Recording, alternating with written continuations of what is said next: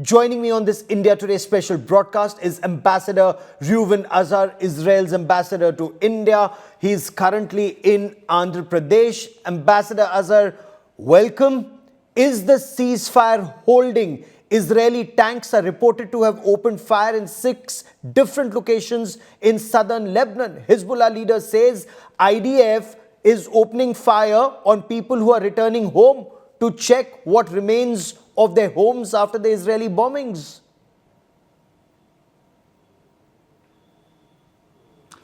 Well, good evening. What Israel is doing right now is giving a chance to the ceasefire. We will abide by the conditions of the ceasefire, which state very clearly that Hezbollah operatives are not allowed to go south of the Litani River. If Hezbollah operatives do go south, then they will meet the might of the Israeli Defense Forces. Okay. But as far as Hezbollah is concerned, it says that these are civilians who are returning to their homes. So how does one differentiate whether it's the Hezbollah fighters or terrorists, as you call them, or the civilians who are returning home? Well, there are 2 aspects here we have to take into account, sir. The first is that Hezbollah has been disguising themselves as civilians for many years, and as you remember, they have built terrorist infrastructure, including missiles, in the homes of civilians. So they are trying to go back to do the same thing that they were doing before. And therefore, when Israel has the relevant intelligence, they prevent people that are disguising themselves as civilians to go back south of the Litani. That's number 1. Number 2, there are phases to this withdrawal of Israel from the Lebanese territory. At this point, the spokesman of the IDF has clearly stated that there are some villages that are adjacent to the border to which civilians cannot go at this point. And when Israel evacuates those areas, if the terms of this ceasefire are kept, then those civilians will be able to go to these villages. Fair enough. And not before. Fair enough. So are we to understand Israel wants a 2-kilometer wide buffer zone? The mayor of Kiryat Shimona in northern Israel has been quoted as saying a buffer zone is needed, and only then can people, I think close to 60,000 displaced persons inside northern Israel, return home. So is Israel seeking a buffer zone? Well, the terms of the ceasefire are clearly stated in the document that was brokered by the United States. Lebanon knows those terms very well as Israel. We indeed want to bring all our citizens back safely to their homes, and what is needed is a strict following of the ceasefire terms that were drafted and brokered by the United States. And Israel and Lebanon accepted. Okay. Was the ceasefire under American pressure? There are reports of anger in northern Israel saying Prime Minister Benjamin Netanyahu, he let off the pressure on Hezbollah too soon without securing the northern border and ensuring that the environment is safe for 60,000 people to return home. Well, look, the pressure is only created by the Israeli government itself, because we have given severe blows to Hezbollah. As you remember, we have removed the entire leadership. We have destroyed their missile factories. We have killed more than 3,000 Hezbollah terrorists. And this was a very clear signal that Hezbollah is hit and Hezbollah is defeated. Now, in the first place, when we decided to take action against Hezbollah, the aim was limited to bringing the civilians safely back home, and therefore we limited our ground operation. We uprooted the vast military infrastructure that was built by Hezbollah in the immediate side of the Lebanese border in order to launch an attack against Israel. We neutralized that. From the moment that all these military targets were achieved, we tried to seek a ceasefire because this is the right time to do it. Of course, we are doing it in a dialogue with the United States. We are giving a chance to the ceasefire. We are not sure that after the 60 days that were given to the ceasefire, we will continue a situation in which we don't take military operation. It only depends on Hezbollah and Lebanon's following strictly the terms of the ceasefire. We are not willing to fight just for continuing fighting. We are not trying to change the political situation in Lebanon. The only thing that we are trying to do is to bring our citizens back home. We have done a lot to do that, and now it's up to the other side to stick to the terms of the ceasefire. If they do so, then there will be peace in the region. And how will the ceasefire be enforced if there is firing on both sides? Hezbollah says they will watch the withdrawal of Israeli forces with a finger on the trigger over the next 60 days. And there are reports of some firing from both sides.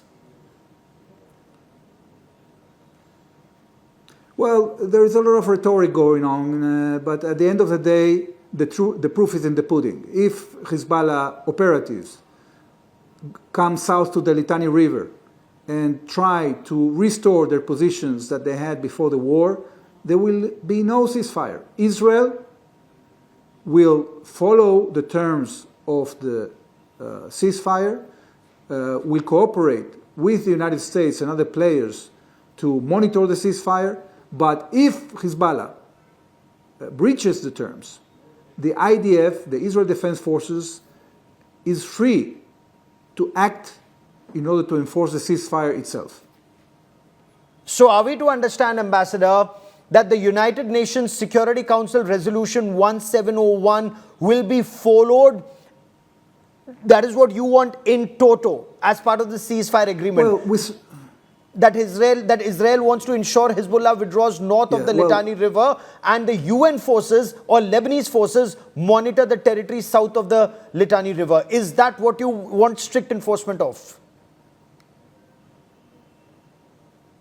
Yeah, of course. We've been saying this from the beginning. And if you remember, following the aggression of Hezbollah on the 8th of October, Israel has sought a political solution that will bring full implementation of UN Security Council 1701. And the aim of this ceasefire and this mechanism that was created is to create a better mechanism to implement that resolution. However, if the Lebanese government and Hezbollah do not implement the resolution, Israel will take independent action. Okay.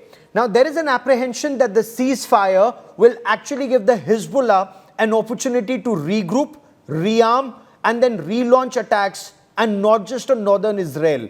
Is that a fear that you share?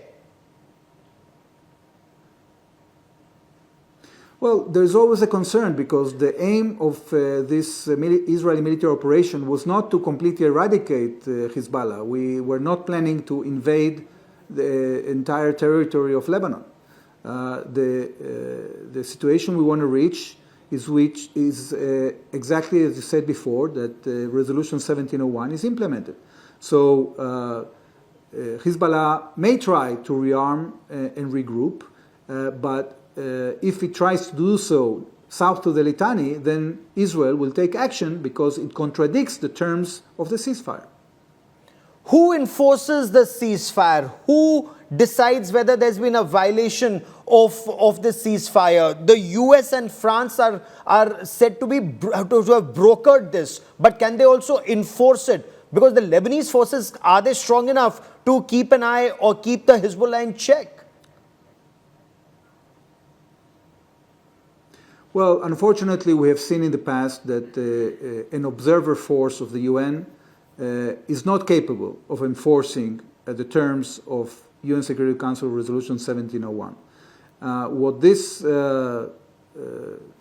mechanism suggests is that the Lebanese army will enter two positions in South Lebanon, and actually it's up to the Lebanese government to make sure that Hezbollah doesn't go down or go south of the Litani River. If that doesn't happen, We have two ways of dealing with that. One way is by sharing information and intelligence with the powers that are part of the mechanism.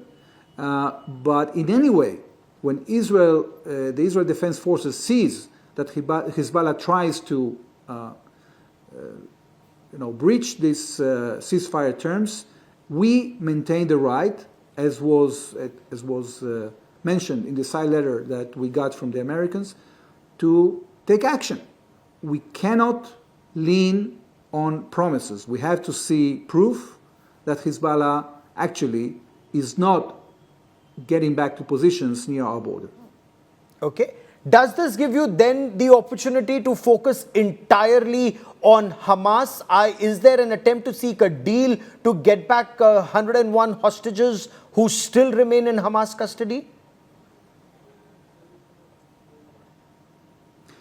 Well, that's absolutely right. And what is important in this ceasefire is that we have taken out Hezbollah and Iran from the equation. As you remember, Iran launched a multi-frontal attack against Israel after the 7th of October. And now Iran is exposed. We have taken out their air defenses. We have taken out their missile factories. We have even striked a part of their nuclear program, an element of the nuclear program. So the fact that Iran and Hezbollah is out of the equation, indeed, as you said, is going to give us the attention span to try and bring back the remaining 101 hostages. As you know, we have released 152 hostages. We still have 101 in the Gaza Strip. And we will try to devise, together with international partners, not only the safe return of our hostages, but also maybe a brighter future for the Palestinian population in Gaza that has been taken hostage by the Hamas terrorist organization. You know, there are two aspects I want to focus on, but first, let's talk about Iran. Where is Iran on board this agreement? Will Iran continue to arm the Hezbollah as Israel says that all the missiles come from Iran? And you mentioned, and as did Prime Minister Benjamin Netanyahu, that a part of the Israeli nuclear program was neutralized in your airstrikes. What details can you share with us, Ambassador? Well, as you know, following the huge barrage of missiles and drones that was fired at Israel, Israel took action against Iran. We believe Iran did a huge miscalculation. They thought that they are completely immune. But what really happened is that they have received a severe blow from the Israeli Air Force, and they have rushed Hezbollah to strike a ceasefire out of concern that Israel will hurt them again. So this is a good development. We hope that this ceasefire will hold. If it doesn't hold, Israel will find a ways to enforce by itself Resolution 1701, and we hope that that won't be necessary. But we have to show resolve, and if we don't show resolve, we know what is the result. Hezbollah will go back to the border area. We are, we have a commitment not to allow that. How will things be different this time, Ambassador? I was reporting from Haifa and from the Israel-Lebanon border just a couple of months ago. How will you enforce 1701 this time when it couldn't be enforced in the past several years? How are things different now? Well, things are different in many aspects. As I said, the leadership of Hezbollah was taken out. A very large percentage of their missile and drone capability was taken out. The Israel Defense Forces are, as we speak, present in South Lebanon.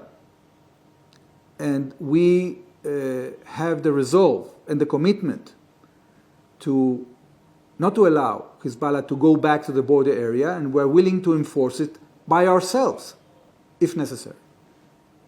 And you will ensure, am I to understand that you will ensure that there's a buffer zone, perhaps a 2-kilometer long buffer zone, 2-kilometer wide buffer zone on your northern border with Lebanon? And are you also going to ensure a much wider buffer zone this time in the Gaza Strip? Well, I don't like to use the term buffer zone. We have a specific mechanism, and that mechanism makes it clear that Hezbollah is not allowed to go south of the Litani River. And we have the resolve to, and the commitment to implement that, okay? We will do it. We have right now presence in order to enforce it. If it's not implemented, we will have to remain there. So there are two options for Lebanon. One is to enforce their commitment, and the second, if they don't enforce the commitment, is to face a situation that the IDF will have to stay in Lebanon. Fair enough for joining me here on India Today and explaining Israel's side of the story and Israel's plans.